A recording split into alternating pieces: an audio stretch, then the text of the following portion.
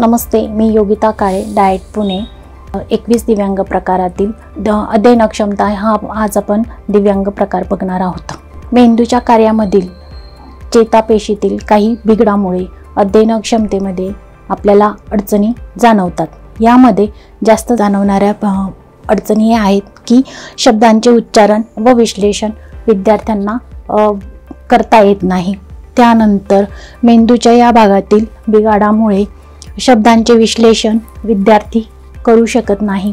त्यानंतर मेंदूच्या या भागामध्ये शब्दांची आकृतीरूप विद्यार्थ्यांना करता येत नाही.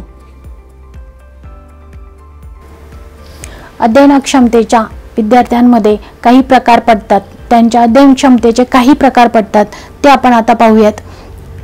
शैक्षणिक अक्षमता आणि अशैक्षणिक अक्षमता. अशैक्षणिक अक्षमतेमध्ये आपल्याला इतर कौशल्य येतात, जसं कारक कौशल्य, सूक्ष्म कारक कौशल्य, ढोबळ कारक कौशल्य. या कौशल्यांमध्ये आपल्याला अक्षमता जाणवते. आपण अशैक्षणिक अक्षमता आज पाहणार आहोत. त्यामध्ये 3 प्रकार पडतात.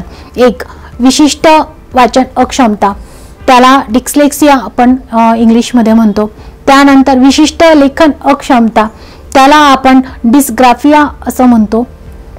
त्यानंतर विशिष्ट गणित अक्षमता, त्याला आपण इंग्रजीमध्ये डिस्कॅल्कुलिया असं आपण म्हणतो. अध्ययन क्षमतेची ओळख आज आपण बघणार आहोत. यामध्ये आकार, प्रमाण, अंतर, खोली, रंग, गती, संकल्पनांमध्ये विद्यार्थी गोंधळ करतात. यामध्ये विद्यार्थ्यांना गोल काढायला लावल्यास, त्यानंतर त्यांचा पेन हातात पकडणे, त्याचा आकार किती, पानाचा आकार किती हे विद्यार्थ्यांना समजत नाही किंवा यामध्ये ते गोंधळ करतात. आकलन क्षमता. दैनंदिन अभ्यासक्रमामध्ये विद्यार्थ्यांना जे शिकवलं आहे ते पूर्णच्या पूर्ण आकलन होतं असं होत नाही, कारण यांच्या मेंदूमधीलच काही चेतातंतूंमध्ये बिघाड असल्यामुळे यांच्यातील काहीतरी विशिष्ट अक्षमता असल्यामुळे यांना आकलन हे फार लवकर होत नाही. गणितातील प्रक्रियेतील समस्या. गणितातील प्रक्रियेतील समस्या म्हणजेच काय, बेरीज, वजाबाकी या चिन्हांमधील सुद्धा आपल्याला अक्षमता जाणवते. त्यानंतर संख्याज्ञान जर विद्यार्थ्यांना अवगत नसेल तरी विद्यार्थी यामध्ये गोंधळ करतात. शब्द वाचताना लेखनात समस्या. वाचनाची लेखनाची गती कमी असणे. शब्द वाचताना विद्यार्थी एकतर त्यातली शब्द गाळतात, एकतर त्यात शब्दाची भर टाकतात, एकतर ते काय वाचताय हे पण विद्यार्थ्यांना कळत नाही. हे शब्दांचे वाचनातील चुका विद्यार्थ्यांमधनं होतात. लेखनातील अक्षमता. सारखे सारखे शब्द विद्यार्थ्यांना लिखाण करताना, जसं डी, बी, क, फ यासारखे शब्दांमध्ये लिखाणामध्ये विद्यार्थी गोंधळ करतात आणि चुकीचे शब्द लिहितात. वाचनाची आणि लेखनाची गती विद्यार्थ्यांमध्ये आपल्याला मागे दिसते. का मागे वाटते? की यांच्या मेंदूमध्ये काही संकल्पना स्पष्ट झालेली नसते.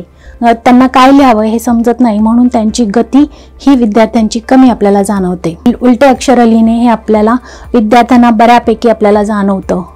प लिहिताना तो प असा लिहितात. 3 लिहिताना असं न लिहिता असा 3 लिहितात. 2 लिहिताना असा 2 लिहितात.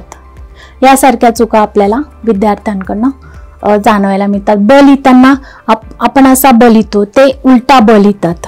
समवयस्कर मुलांबरोबर आंतरक्रिया करण्यामध्ये विद्यार्थ्यांना अडचणी येतात. जसं त्यांच्या खेळामध्ये काही नियम असतील, नियम पाळणं, चिडचिड करणं यासारख्या गोष्टी मुलं करताना समस्या दाखवतात. नवीन वातावरणाशी समायोजन करण्यामध्ये मुलं अडचणी दाखवतात. नवीन वातावरणाशी जुळवून घेताना त्यांना सहज आणि सहज समायोजन करता येत नाही. लेखन किंवा वाचन कार्यामध्ये वारंवारिता टाळणे. यामध्ये लेखन आणि वाचनामध्ये चुकांची वारंवारिता ही आपल्याला खूप दिसते. विचार किंवा भावना व्यक्त करताना समस्या जाणवतात. एखादी घटना त्यांना सांगायची आहे किंवा त्यांना काहीतरी व्यक्त करायचं आहे, त्यांच्या भावना व्यक्त करायचं आहे, ह्या भावना देखील विद्यार्थ्यांना व्यक्त करता येत नाही. का तर काय करावं हेच मुलांना समजत नाही. कारक हालचालीमध्ये समन्वय नसणं. जसं सायकल चालवायची, आपल्याला सायकल चालवण्यासाठी तोल सांभाळावं लागतं, हँडल पकडावं लागतं, लक्ष द्यावं लागतं. यासारख्या हालचालींमध्ये मुलांना समस्या जाणवतात. लक्ष केंद्रित न केल्यामुळे विद्यार्थ्यांमध्ये कौशल्य प्राप्त होत नाही. आणि कौशल्य प्राप्त न झाल्यामुळे निराश होतात आणि चुकीची वर्तन समस्या विद्यार्थी दाखवतात. अध्ययनक्षमतेची लक्षणे आता आपण पाहूयात. अध्ययनक्षमता असलेल्यांच्यात यापैकी जास्त वारंवारिता आढळणारी लक्षणे. या लक्षणांमध्ये वारंवारिता जास्त असेल विद्यार्थ्यांना आपण म्हणू शकतो की हे विद्यार्थी अध्ययनक्षम आहेत. लक्ष केंद्रित करणे ही समस्या मोठ्या प्रमाणात आपल्याला मुलांमध्ये दिसते. त्यांना लेखन, वाचन, गणिती क्रिया हे करण्यासाठी आपल्याला मुलं लगेच लक्षात येतात की ही क्रिया करताना मुलं लक्ष देत नाही. विचार प्रक्रियेतील आणि स्मरण प्रक्रियेतील अडचणी. गणिती क्रिया करताना आपल्याला विचार करावा लागतो आणि ते लक्षात ठेवावं लागतं. ही क्रिया करताना आपल्याला अडचणी जाणवतात. ह्या अडचणींसाठी आपण त्यांना सहज आणि सोपे कसं आपण गणित शिकवू शकतो हे आपण बघणं गरजेचं आहे. एकूण वर्तनात सुसूत्रता नसणे. विद्यार्थी दैनंदिन जीवनामध्ये त्यांच्यामध्ये असं सहज आणि सोपे असं कोणतेही वर्तन त्यांच्याकडनं होत नाही. काहीतरी लपवण्यासाठी, काहीतरी त्यांच्याकडनं चुकीचं झालेलं आहे हे त्यांना माहिती असतं. यासाठी त्यांच्याकडनं सतत एकानंतर दुसऱ्यानंतर तिसरं अशा चुका त्यांच्याकडनं होत असतात. हे ते मुद्दामून करतात असं नाही, त्यांना समजत नाही म्हणून त्या करतात आणि त्या वर्तनाची वारंवारिता वाढते. वाचन, लेखन आणि गणितीय यापैकी एक किंवा अधिक विभागातील अडचणी.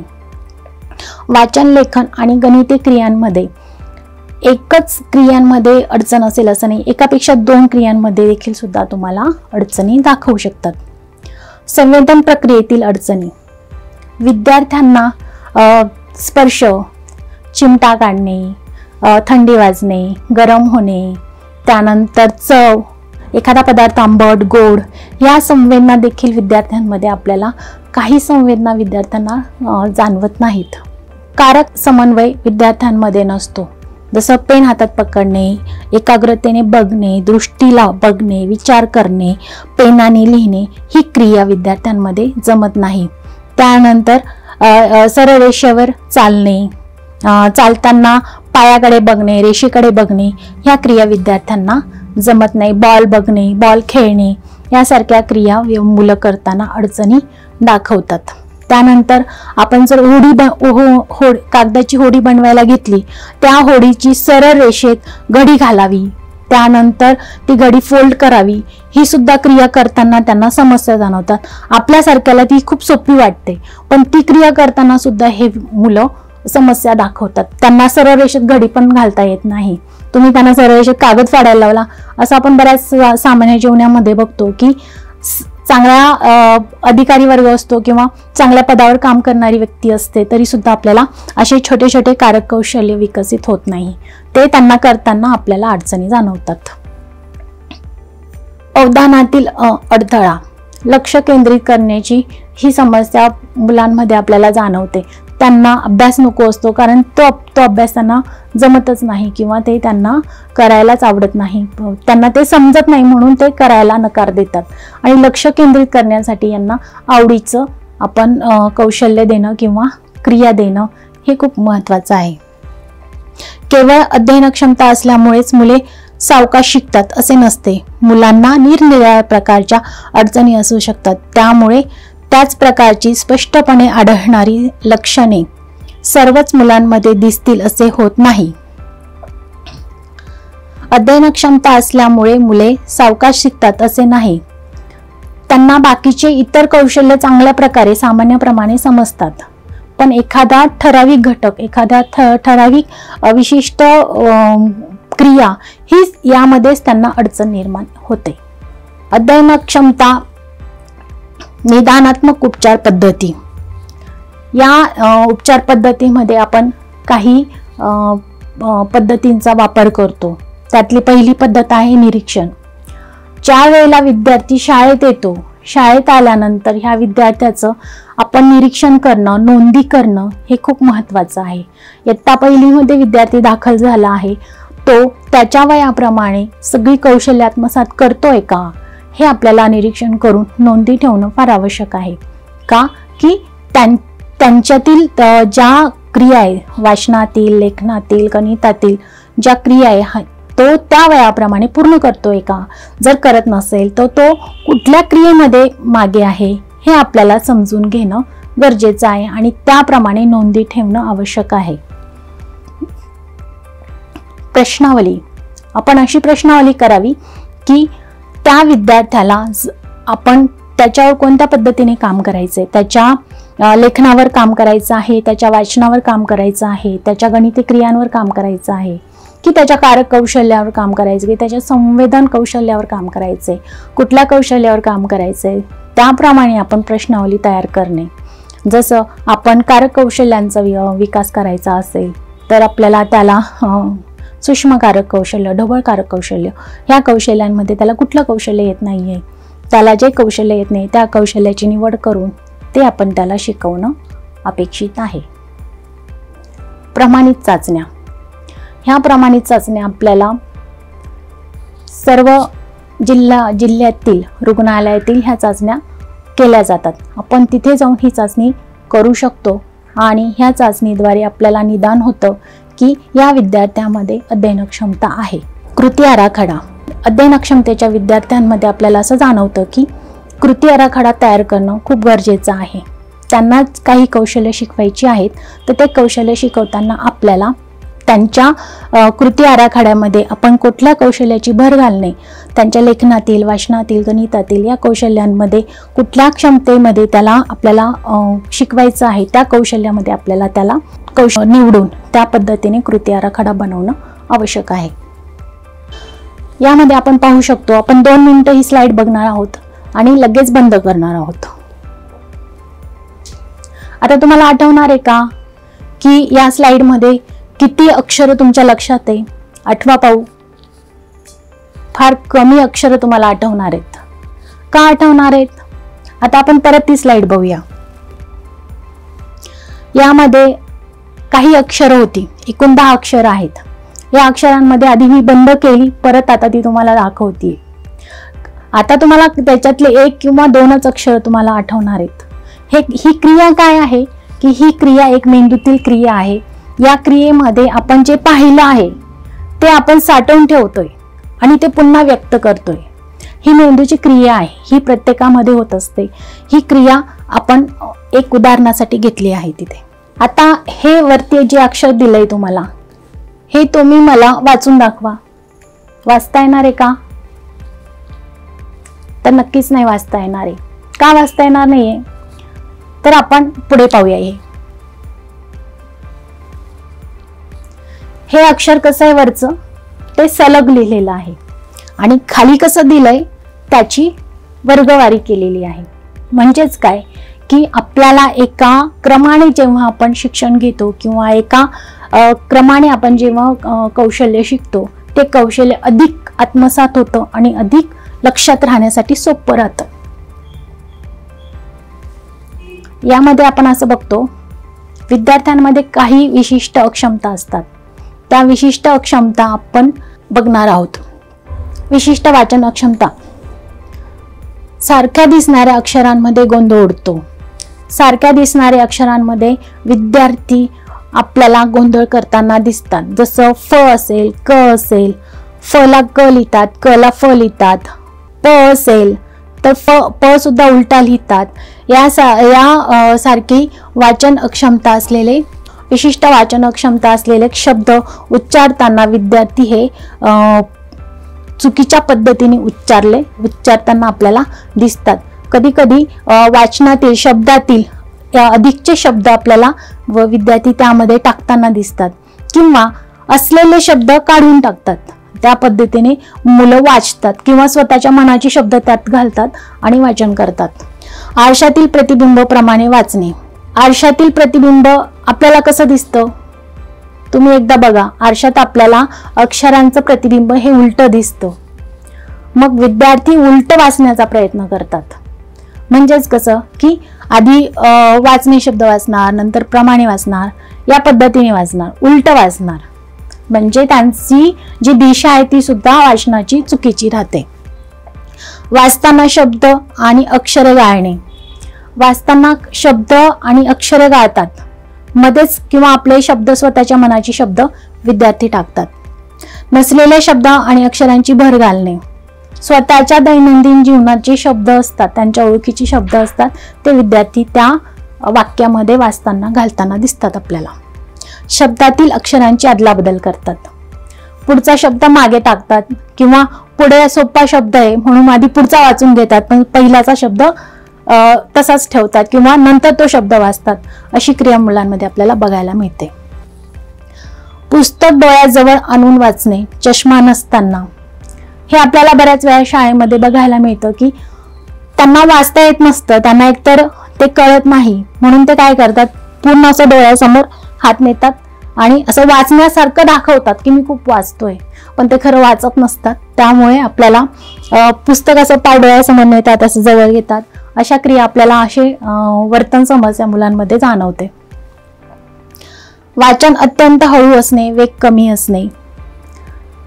त्यांना काही संकल्पना थोड्या स्पष्ट असतात, त्या थोड्या संकल्पना काही शब्द ओळखीचे वाटतात, ते बरोबर वाचतात, पण काही शब्दांमध्ये त्यांना समस्या येते म्हणून ते काय करतात की त्यांना जे कळत नाहीये म्हणून ते हळूहळू वाचतात किंवा त्यांची गती कमी असते किंवा ते समजून घेण्याचा प्रयत्न करतात. त्यांना शिकायचं पण असतं, पण ते त्यांना समजण्यासाठी त्यांच्या क्षमतेप्रमाणे, त्यांच्या कलेनुसार, त्यांच्या गरजेनुसार त्यांना शिक्षण देणं खूप महत्वाचं आहे. जसं आपण काही उदाहरणं इथे पाहूयात. इथे फ असेल तर ते क पण म्हणतात, प असेल तर ते त पण म्हणतात. यासारखे वाचनामध्ये गोंधळ करतात. इथे कावळा आहे, इथे काळा आहे. ते कावळा सुद्धा, कावळ्याला ते काळा पण म्हणू शकतात कारण काळा शब्द हा त्यांना सोपा वाटतो. काळा, कावळा, सफरचंद, सरफचंद यासारखे क्रिया ते आपल्याला दाखवतात. यासारख्या वाचनातील अक्षमता विद्यार्थी आपल्याला वर्तनात दाखवतात. कृतीयुक्त उपक्रमातून वाचन अक्षमतेचे व्यवस्थापन आपण कशा पद्धतीने करू शकतो. या उपक्रमातून विद्यार्थ्यांची ज्या अक्षमता आहेत, विशिष्ट अशा अक्षमता आहेत, त्यावर आपण स्पष्टपणे काम करू शकतो आणि साध्या आणि सोप्या पद्धतीने त्यांच्यावर जर आपण काम केलं तर मुलं चांगल्या प्रकारे शिक्षण घेतात. आता आपण बघणार आहोत ह्या गोलामध्ये सर्व क आणि फ चीच अक्षरं आहेत. क आणि फ चीच अक्षरं आहेत, पण आपल्याला यामध्ये काय शोधायचंय तर फ शोधायचा आहे. मग फ कुठं आहे, मग तो फ इथे आहे. मग त्याला गोल करा किंवा रंगवा.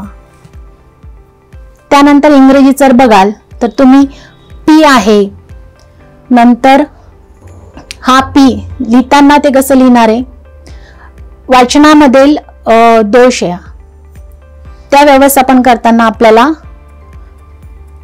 क्यू आहे. पी आणि क्यू हे दोन अक्षरं आपल्याला यामध्ये आहेत. मग यामध्ये आपल्याला क्यू शोधायचा आहे. अवघड शब्द कोणता आहे, क्यू. तर मग आपल्याला क्यू शोधायचा. मग आपल्याला क्यू शोधताना त्यावर आपल्याला गोल करायचंय किंवा रंगवायचं आहे. यामध्ये काही अक्षरं आहेत आपल्याला नेहमी लिहिण्याची नेहमी उलटा पालट होण्याची शक्यता असते. बऱ्याच वेळा आपल्याला असं जाणवतं की हे असे काही शब्द आहेत की विद्यार्थी वाचनातील उलटा पालट करतात. त्यातील काही शब्द आहेत रस, रस, भरीत, भरती, चाप, पाच, झोप, झेप, शोक, खोटे, खेट, सपासप, पसापस, कैरी, पटापट, टप टप असे उलटे शब्द वाचतात मुलं. आता हे बिंदू आहे. आपल्याला याप्रमाणे मुलांना जर स्पष्टीकरण दिलं वाचनातील दोषामध्ये, त्यांच्या ज्या काही क्रिया आहेत, क्यू असेल, फ असेल, ब असेल, यासारख्या क्रिया तुम्ही अशा बिंदूवर गिरवून घेतल्या तर विद्यार्थ्यांच्या त्या संकल्पना स्पष्ट होतात आणि बघताना सुद्धा ते बरोबर बघतात आणि उच्चारताना सुद्धा ते बरोबर उच्चारतील. यासारख्या क्रिया मुलांकडनं जर करून घेतल्या तर त्यांना दिशा, अंतर, खोली यासारख्या क्रिया मुलांना चांगल्या प्रकारे समजतात. डावी, उजवी, पुढे, मागे, खोल, वर यासारख्या क्रिया मुलं चांगल्या प्रकारे करतात. इथे सुद्धा आपण पाहू शकतो की अशा विशिष्ट क्रिया आहेत, जसं गोल आतमध्ये, त्यानंतर छोटा गोल आहे, नंतर मोठा गोल आहे. यासारख्या क्रिया मुलांकडनं जर आपण करून घेतल्या तर मुलं चांगल्या प्रकारे शिकू शकतात. आता इथे जर आपण बघितलं की खुर्ची, यासारखी खुर्ची कोणत्या बाजूला आहे, त्याची दिशा कोणती आहे, हे जर मुलांना कळालं तर विद्यार्थी चांगल्या प्रकारे त्यांची दिशा समजून घेऊ शकतात. स्वतःला ते त्या पद्धतीने आत्मसात करतील आणि त्या पद्धतीने मुलं शिकतील. जसं विमानाची दिशा कोणत्या बाजूला आहे, त्यानंतर विमान कोणतं आहे, त्याचा आकार, उंची, हे सगळं या चित्रातून अशा कौशल्यामधनं मुलं कळतात. त्यानंतर आपण जेव्हा सिग्नलवर पोलीस दादा उभं असतात, त्या पोलीस दादांच्या उजव्या हाताला कोणता रस्ता आहे, डाव्या हाताला कोणता रस्ता आहे, हे जर आपण मुलांना असल्या चित्रातून शिकवलं, आता याची जर दिशा आपण मुलांना जर समजून सांगितली तर त्यांना दिशा पण कळते, अंतरही कळतं.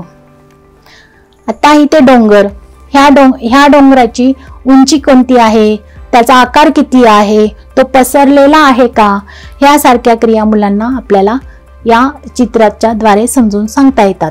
त्यानंतर ह्या फुलाचं, ह्या फुलासारखं इथे कोणतं फुल आहे हे आपण त्यांना समजून सांगू शकतो. या माकडाची कृती कोणत्या प्रकारची आहे, त्या प्रकारे ही ते कोणती कृती आहे, हे असं मुलं स्वतःहून ओळखण्याचा, निरीक्षण करून शिकण्याचा प्रयत्न करतात. आता इथे आपण पाहू शकतो की काही वस्तू दिलेल्या आहेत, त्या वस्तू ह्या दोन वस्तूंमध्ये सारखेपणा काय आहे ते लिहून काढणं, ह्या वस्तूंमधील काय फरक आहे हे आपण मुलांमध्ये ह्या अशा चित्रातून आपण मुलांकडनं लिहून घेऊ शकतो. त्यामुळे काय होतं, मुलांच्या त्या विशिष्ट अध्ययन वाचन क्षमतेमध्ये मुलांना स्पष्ट होतात. कॅप, आता इथे काही चित्र पाहिलीत आपण, त्यानंतर शब्द सुद्धा दिलेले आहेत.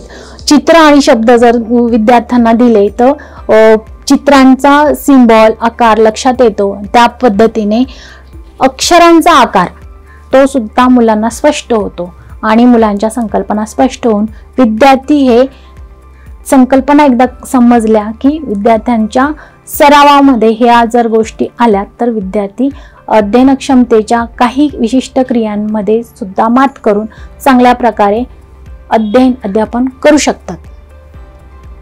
आता इथे आपण बघू शकतो की काही आकार दिलेले आहेत. हे जेव्हा विद्यार्थी बघणार आणि समजून घेणार की ह्या गोलासारखा इथे कोणता गोल आहे, किंवा ह्या गोलामध्ये आपल्याला हा गोल कुठे बसू शकतोय, याच्यातला काही ठोकळे सुद्धा आपल्याला बघायला मिळतात. अशी ठोकळे येतात की ह्या ठोकळ्यांमध्ये हा गोल कुठे बसतोय. अशा क्रिया जर विद्यार्थ्यांकडनं करून घेतल्या तर ते चांगल्या प्रकारे मुलं शिकतात आणि स्वतःच्या अनुभवाने मुलं शिकतात. आता आपण पाहणार आहोत अध्ययन क्षमतेची लेखन अक्षमता. यामध्ये अध्ययन क्षमतेच्या विद्यार्थ्यांमध्ये आपल्याला काही लेखन करताना अक्षमता जाणवतात. हातात पेन पेन्सिल नीट धरू न शकणे, पेन्सिल हातात धरणे हे सुद्धा कौशल्य आहे. यामध्ये पेन्सिलची घट्ट पकड, त्यानंतर पेन्सिलला किती दाब द्यावा, किती दाब देऊन लिहावं, हलक्या हाताने लिहावं, हात कोणत्या प्रकारे ठेवावा, त्यानंतर आपली बसण्याची स्थिती कशी असावी, या सगळ्या क्रियांचा समावेश यामध्ये होतो. त्या पद्धतीने आपल्याला पेन्सिल किंवा पेन नीट पकडता येणे हे कौशल्य खूप महत्त्वाचं आहे. ही क्षमता विद्यार्थ्यांमध्ये आपल्याला बऱ्यापैकी कमी वाटते. पेन्सिल नीट धरू शकत नाही. शब्द लिहिताना भर घालणे, वाक्यात शब्दांची अदलाबदल करणे आणि शब्द गाळणे यासारख्या क्रिया मुलांकडनं होताना आपल्याला दिसतात. सारख्या दिसणाऱ्या अक्षरांमध्ये गोंधळ उडवून त्याचप्रमाणे लिहिणे. जसं आपण मगाशी उदाहरण बघितलं, क आणि फ यासारख्या क्रियांमध्ये मुलांना गोंधळ होतो. मग जिथे क वापरायचा असतो तिथे ते कधी कधी फ वापरतात. यासारख्या क्रिया समजून घेण्यासाठी आपल्याला त्यांना संकल्पना स्पष्ट करून देणं खूप महत्त्वाचं आहे.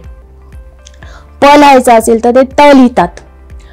लिहायचं असतं तर ते ल लिहितात. या पद्धतीच्या चुका मुलांकडनं दिसतात. काही अक्षरे मोठी काढतात, काही अक्षरे एकदम छोटी, ती दिसणार पण नाहीत की लहान काढतात. लिखाणाचा वेग हा कमी असतो.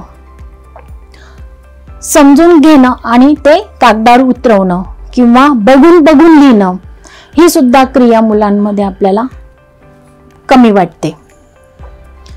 वहीत लिहिताना रेषेच्या वर तर काही खाली लिहितात. साधारणपणे आपण मराठी भाषा ही ओळीच्या खाली लिहितो. काही मुलांमध्ये असं जाणवतं की त्यांना वरती लिहिल्यानंतरच ते सोपं वाटतं. मग ही एक आपल्या त्या विद्यार्थ्यांमधला लेखनातील दोष म्हणू शकतो आपण. जोडाक्षरी लिहिताना अवघड जाते. जसे कालपर्यंत. जोडाक्षरे लिहिताना जसं आपण उच्चार करतो त्या पद्धतीने लिहिण्याचा प्रयत्न करतात. अयोग्य लेखन व कमी गती. पूर्ण लेखनामध्ये खूप चुका असलेले लेखन विद्यार्थ्यांकडनं घडलेलं दिसतं आपल्याला. कागदावर अक्षरे आणि शब्द लिहिण्यासाठी बोटे आणि हातामध्ये असणारी स्नायूंची यंत्रणा यात समन्वय नसतो. आपण मगाशी म्हटलो, आपण जे पेन हातात पकडणार आहोत, कागदावर लिहिणार आहोत, आपली नजर आहे, आपले नजर ही त्या कागदावर ज्या अक्षरावर लिहिणार आहोत तो पेन यांचा समन्वय असणं, किती दाब देणं, किती वेगाने आपण ते लिहिणं, ते काय लिहितोय हे पण समजणं, ही जी क्रिया आहे मुलांना योग्य रीतीने समजून सांगणं किंवा याचा सराव घेणं खूप महत्त्वाचं आहे. आपण एक उदाहरण पाहू शकतो. इथे एका विद्यार्थ्याचं आपण बघितलं आहे की त्याने काय लिहिलंय आपल्याला कळत नाहीये. त्याचा हा पेपर आहे, त्याचा एक आपण नमुना दिलाय. कृतीयुक्त उपक्रमातून लेखन क्षमतेचे व्यवस्थापन आपण कोणत्या पद्धतीने करतो? यामध्ये आपल्याला बघायला मिळेल की आपण काही क्रिया आपण इथे बघणार आहोत. आता इथे एक बॉक्स ठेवलेला आहे. आता ह्या बॉक्स मध्ये अनेक शब्द आहेत. हे शब्द चिठ्ठ्या आपण ते शब्द काढायचे आणि वाचायचे. ही एक वेगळी कृती आहे. आता ही एक वेगळी कृती आहे. इथे कसं आहे की वरती काही शब्द दिलेले, जसं मला, आज, खूप आनंद झाला. हे एक पूर्ण वाक्य आहे, पण याच्यातलेच काही शब्द हे बॉक्स मध्ये दिलेले आहेत. आता खालचं एक उदाहरण बघूया. मी रोज टिंब टिंब खेळायला जातो. मग कुठे जातो? आता यातील योग्य शब्द कोणता आहे तो शब्द त्यांना निवडायला सांगायचा आणि तो शब्द तिथे लिहायला सांगायचा. म्हणजेच काय, त्याची वाचन क्रिया सुद्धा होणार आणि तो योग्य शब्द तिथे लिहिण्यासाठी तयार होणार किंवा विचार प्रक्रिया त्याची तयार होणार. जसं मैदानावर खेळायला जातो. मी रोज मैदानावर खेळायला जातो. हे वाक्य आपण त्याच्याकडनं पूर्ण करून घेऊ शकतो. टिंब टिंबचा रंग काळा असतो. आता ह्या टिंब टिंब मध्ये याच्यापैकी कोणता शब्द योग्य आहे हे शब्द विद्यार्थ्यांकडनं आपण करून घ्यायचे. मग तो सांगेलच की कावळा. मग आता इथे दोन सारखे शब्द आलेले, जसं कावळा आणि काळा, पण यांचा अर्थ काय आहे हे विद्यार्थ्यांना चांगल्या प्रकारे समजतं. तर त्यामध्ये आपण काही बघूया की काही आपल्याला जसं चित्र आणि शब्द आहेत, ते शब्द आपण वाचून घ्यायची आहेत.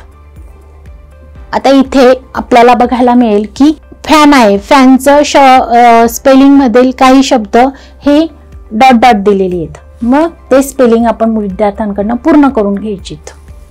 अशी अनेक आपण उदाहरणं इथे मुलांकडनं करून घेऊ शकतो. जसं इथे आता इथे एक सलग नावं आहेत आणि इकडे चित्र आहेत, त्यांच्या जोड्या लावून घ्यायच्या आहेत. याने काय होतं की मुलांचं निरीक्षण वाढतं, एकाग्रता वाढते आणि मुलं विचार करायला प्रवृत्त होतात आणि विचार करून समस्यावर मात करतात. आता इथे आपण बघू शकतो की बस या शब्दाबद्दल इथे लिहायचं आहे. ट्यूब.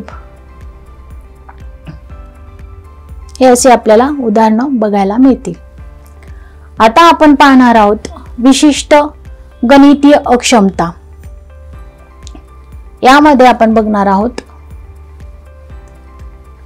विद्यार्थ्यांमध्ये चिन्ह वापरताना गोंधळ करतात. बेरीज, वजाबाकी, गुणाकार, भागाकार यासारख्या चिन्हांचा वापर करणे आणि गोंधळ करणे ही क्रिया विद्यार्थ्यांकडून वारंवार होताना आपल्याला दिसते. त्यानंतर अंकांची अक्षरी रूपे लिहिता येत नाही. जसं एक आहे त्याचं अक्षरी रूप कसं आहे हे लिहिताना विद्यार्थ्यांना आज अडचणी येतात. जसं 13, 15, 19 अशा अक्षर लिहिताना समस्या जाणवतात. 13 वाचताना 31 वाचतात. अशा संख्या वाचन करताना सारखे असणारे शब्द हे विद्यार्थी वाचताना गोंधळ करतात. क्रम लक्षात राहत नाही. आता आपण शाळेमध्ये बघितलं, बऱ्यापैकी काही मुलांमध्ये अध्ययन क्षमता नसेल तरी देखील मुलांमध्ये गणिती क्रिया समजून घेताना आपल्याला ही क्रिया लक्षात येते की क्रम लक्षात राहत नाही. जसं आपल्याला बेरीज करताना गणिताच्या डाव्या बाजूने आपल्याला करायची असते, तसं ती गणिताची क्रिया करताना काही मुलं उजव्या बाजूने करतात किंवा पहिल्या एककाची संख्येची बेरीज करावी, नंतर दशकाच्या संख्येची बेरीज करावी. हा जो क्रम आहे हा त्या मुलांच्या लक्षात राहत नाही. क्रमाने अंक लिहित नाही. 1, 2, 3, 4 असं जो क्रम आहे विद्यार्थ्यांचा तो क्रमाने लिहिण्यासाठी अडचणी येतात. मग ते 100 पर्यंत अंक लेखन असेल, अंक वाचन असेल, विद्यार्थी वाचताना क्रम चुकतात आणि काही क्रम उलटेपालटी करतात. गुणाकार करत असताना डावीकडून उजवीकडे करतात. गुणाकार करताना विद्यार्थी हे डावीकडून उजवीकडे म्हणजे आपल्या हाताच्या डावीकडून करतात. खरं तो आपला तसा नसतो. जर आपल्या उजव्या हाताने तो आपल्याला करायला जायचं, गुणाकार करायचा असतो, पण ते काय करतात की डावीकडून उजवीकडे करतात, मग ते गणित चुकतं. अध्ययन अक्षमतेच्या गणिती क्रियेच्या अक्षमतेमध्ये विद्यार्थ्यांच्या हातच्याची बेरीज बऱ्यापैकी आपल्याला ही ते अडचणी जाणवतेच. सामान्य मुलांमध्ये सुद्धा हे आपल्याला चुका जाणवतात. हातच्या दिलेला आहे तो आपल्याला परत मोजायचा आहे किंवा त्याची बेरीज करायची आहे, ह्या क्रियांमध्ये विद्यार्थी गोंधळ करतात. गणिते कौशल्य ही एकमेकांवर आधारित क्रिया आहे. आधी शिकलेल्या गोष्टींचा संबंध नवीन कौशल्यांशी असतो. याबाबतच्या काही धोक्यांचे घंटा गणितीय मूलभूत तथ्य, क्रिया व सूत्रे लक्षात ठेवण्यास समस्या. गणित क्रिया करताना हा एकमेकांशी संबंध आहे. संख्या ज्ञान असेल तर आपल्याला बेरीज ही संकल्पना येते. बेरीज येत असेल तर आपल्याला वजाबाकी येते. वजाबाकी येत असेल तर आपल्याला गुणाकार येतो. गुणाकार येत असेल तर आपल्याला भागाकार येतो. ही आपली एकमेकांशी संलग्न असलेली क्रिया आहे. ही एक जर क्रिया समजली तर आपल्याला पुढची क्रिया समजते. विविध पायऱ्या असणाऱ्या उदाहरणात त्या पायऱ्या लक्षात ठेवण्यात समस्या. आता आपण गुणाकार ही क्रिया जर बघितली, त्याची एक विशिष्ट पायरी आहे. त्या पायरीने जर गणित सोडवलं तर ते गणित बरोबर येतं, किंवा ती गणिताची क्रिया जर योग्य दिशेने जर सोडवली किंवा ती क्रिया केली तरच आपल्याला ती गुणाकार ही क्रिया समजली हे कळते. इथे काय होतं की विद्यार्थी ह्या जो काही क्रम आहे ह्या क्रमामध्येच विद्यार्थी गोंधळ करतात किंवा ती पायरी लक्षात राहत नाही विद्यार्थ्यांच्या. आधी शिकलेल्या विशिष्ट रचना लक्षात ठेवण्यात अडचणी. बेरीज वजाबाकी हे शिकलेत, पण गुणाकार करताना तीच बेरीज आणि वजाबाकी विद्यार्थ्यांना येत नाही. तिथे मुलं गोंधळ करतात. योग्य प्रकारे दिलेली उदाहरणे नोंदवून घेण्यात समस्या. जी विद्यार्थ्यांना उदाहरणे दिलेली आहेत, आता आपण तोंडी उदाहरण सांगितलंय 12 + 15 ही क्रिया लिहायची, ही गणित लिहायचे, पण ही गणित सुद्धा विद्यार्थ्यांना तोंडी लिहिता येत नाही. अंकातील आव्हाने. गणिती क्रियेमधील काही आव्हाने आपण पाहूयात. इथे 7 आणि 8 15, इथे 8 आणि 4 आणि तो एक हातच्याचा असं मिळून 13.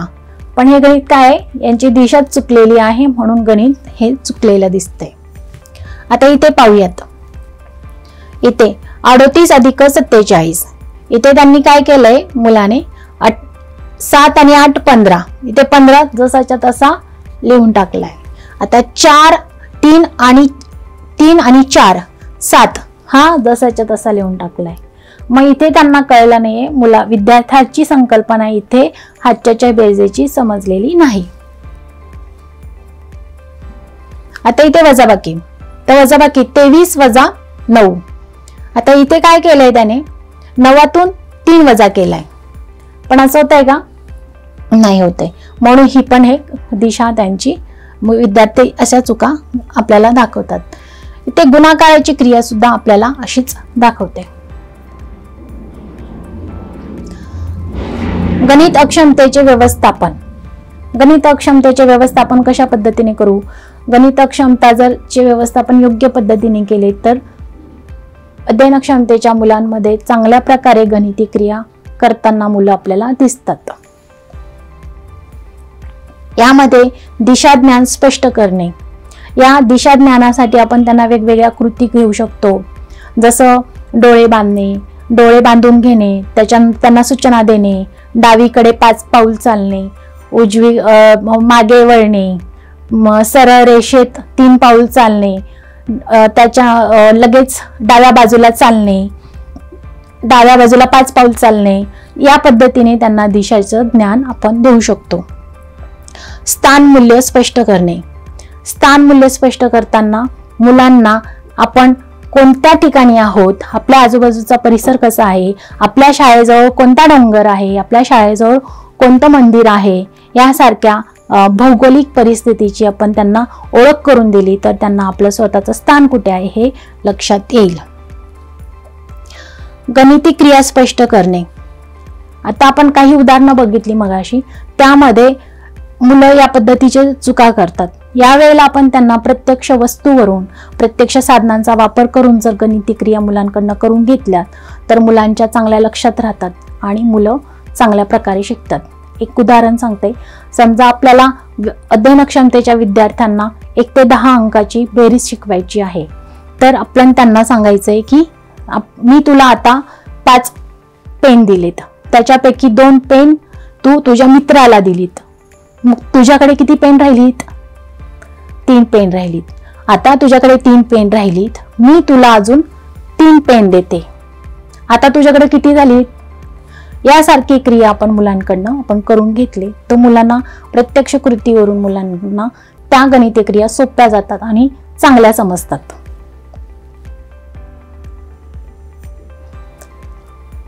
आपण त्यांना स्थान लक्षात देण्यासाठी आपण त्यांना एक चार्ट बॉक्स देऊ शकतो. या चार्ट बॉक्स मध्ये आपण वरती असं म्हणायचं की एकक, दशक आणि शतक, या अशा चार्ट बॉक्स मध्ये जर आपण त्यांना बेरीज ही संकल्पना शिकवायची असेल, या पद्धतीने आपण 125 अधिक 14 जर आपण मुलांना दिली तर मुलं चांगल्या प्रकारे गणित सोडवतात, कारण त्यांचं संख्याज्ञान पूर्ण असतं.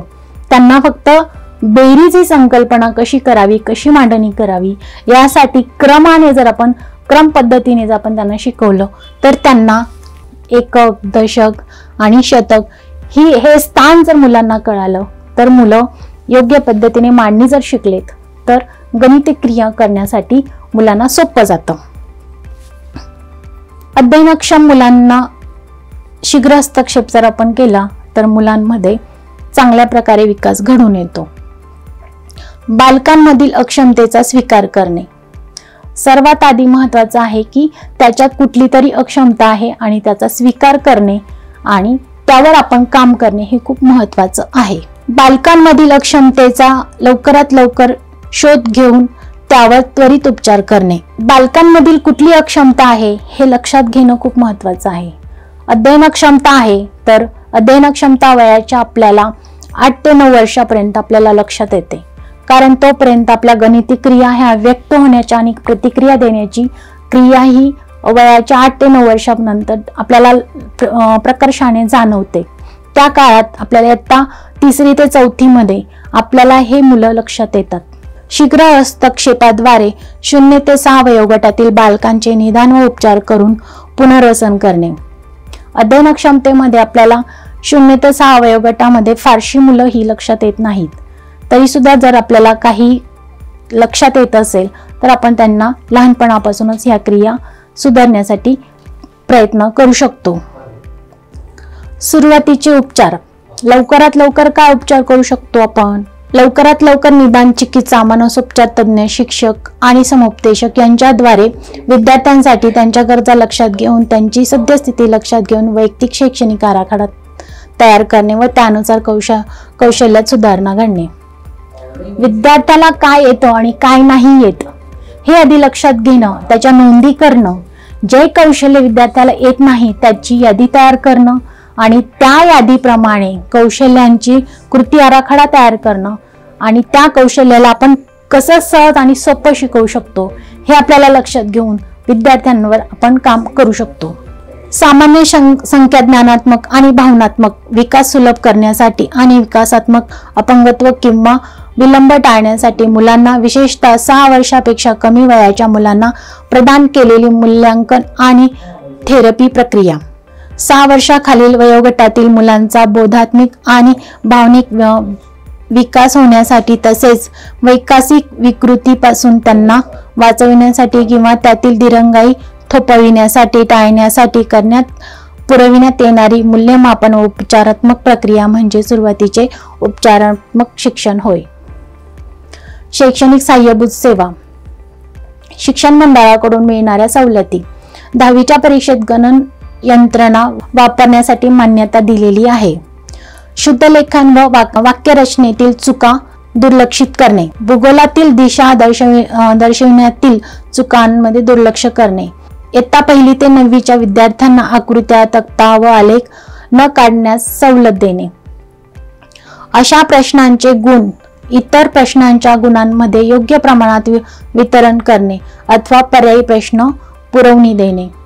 आता काही प्रश्न त्यांच्यासाठी गैरलागू असतात किंवा ते त्यांना नाही समजत किंवा त्यांच्या क्षमतेला वापरण्यासाठी योग्य नसतात, तर आपण त्यांना प्रश्न बदलून द्यावीत.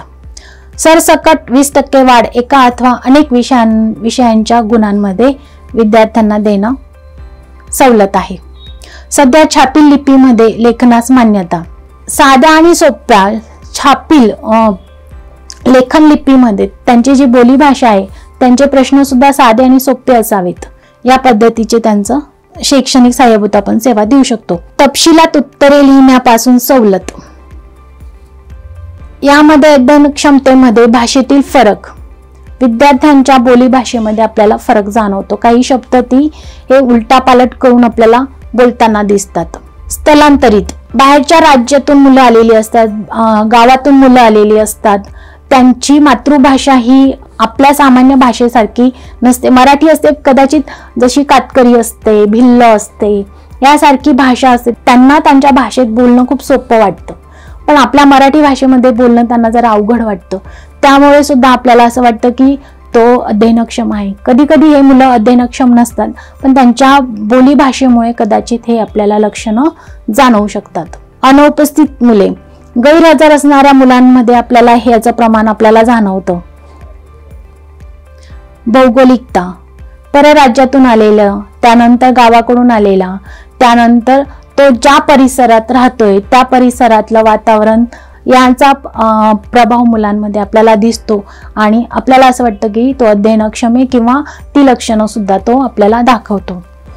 ज्या पद्धतीने मी शिकतो त्या पद्धतीने मला शिकवाल का, तर माझे शिकणे आणि तुमचे शिकवणं समृद्ध होईल. हे वाक्य खूप महत्त्वाचं आहे.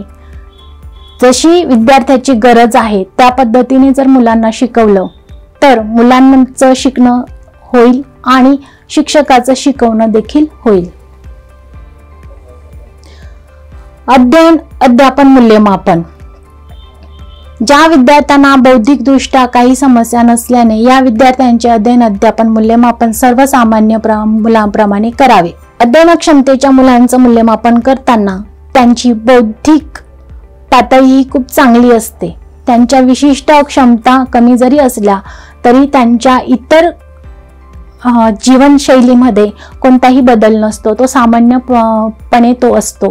त्यामुळे त्यांचं सर्वसामान्य मुलांमध्ये त्यांचं मूल्यमापन केलं तरीही हरकत नाही. ज्याप्रमाणे आपण अध्ययन अध्यापन पद्धती शैलीनुसार वापरतो त्याचप्रमाणे या विद्यार्थ्यांची मूल्यमापन तंत्रेही सुद्धा विविध अध्ययन शैलीनुसार वापरावी। विविध अध्ययन शैलीप्रमाणे सर्वसामान्य मुलांना तसंच अध्ययनक्षमतेच्या मुलांना शिकवलं किंवा मूल्यमापन केलं तर मुलांना त्याच पद्धतीने मुलांचे अध्ययन होईल किंवा त्यांचं मूल्यमापन देखील होईल, तो किती आत्मसात करतोय हे सुद्धा आपल्याला लक्षात येईल। शैक्षणिक सहाय्यभूत सेवा, अध्ययनक्षमतेमध्ये आपण शैक्षणिक सहाय्यभूत सेवा त्यांच्या अध्ययन प्रक्रियेमध्येच आपण देत असतो। जसं काही सवलती आहेत, त्यांना गणनयंत्र द्यावं, त्यानंतर त्यांच्या लेखनातील चुकांमध्ये दुर्लक्ष करावं, त्यानंतर भौगोलिक आकृत्यांमध्ये थोडी सूट द्यावी, ह्या क्रिया ज्या त्या आपण त्यांच्याकडे दुर्लक्ष करावं म्हणजे असं नाही की त्या समजून सांगावं, पण तो तरी देखील त्या चुका करत असेल तर आपण ते समजून घ्यावं आणि त्याला ते कौशल्य प्राप्त आहे हे लक्षात येते। ह्या विद्यार्थ्यांना गरजेनुसार आपण विविध भत्ते देऊ शकतो। मूल्यमापनासाठी काही सवलती दिलेल्या आहेत। 16 ऑक्टोबर 2000 चा शासन निर्णय आहे। त्या शासन निर्णयामध्ये स्पष्टपणे काही मुद्दे दिलेले आहेत। ते आहेत, जवळचे परीक्षा केंद्र असावे 2, प्रति तास 20 मिनिटे अधिक असावा, कमाल 20 गुणांची सवलत एकाच विषयामध्ये किंवा सर्व विषयांमध्ये विभागून द्यावी, लेखनिकाची परवानगी। 5 अनुकूल बैठक व्यवस्था। 6 अनुकूलनशील साहित्य आणि उपकरणांचा वापर। अध्ययनक्षमतेच्या विद्यार्थ्यांना काही शासकीय योजना आहेत। व्यावसायिक कौशल्य, अध्ययनक्षमतेच्या विद्यार्थ्यांना सर्वसामान्य व्यक्तीप्रमाणेच व्यावसायिक कौशल्य निवडता येऊ शकतात। त्यांच्या स्वतःच्या विचाराने, त्यांच्या स्वतःच्या गतीने त्यांना काय येतंय, त्यांच्या असलेल्या क्षमतेप्रमाणे आपण त्यांना कौशल्य निवडून त्यांना समाजाच्या मुख्य प्रवाहात आणू शकतो आणि एक सक्षम नागरिक बनवू शकतो। रिसोर्सेस, असे काही रिसोर्सेस आहे ते डिस्क्रिप्शन बॉक्समध्ये दिलेले आहेत, ते आपण पाहूयात। धन्यवाद।